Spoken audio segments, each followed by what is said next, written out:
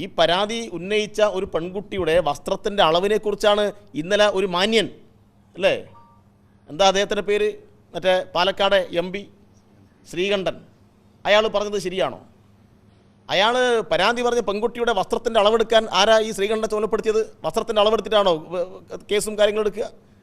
അപ്പോൾ ഇതാണ് ഇവരുടെ രീതി. ഇവരെ പഴയ നേതാവ് സുധാകരന പറഞ്ഞത് ആ സൂര്യനെല്ലിയിലെ പെൺകുട്ടിയെക്കുറിച്ച് ആക്ഷേപിച്ചില്ലേ?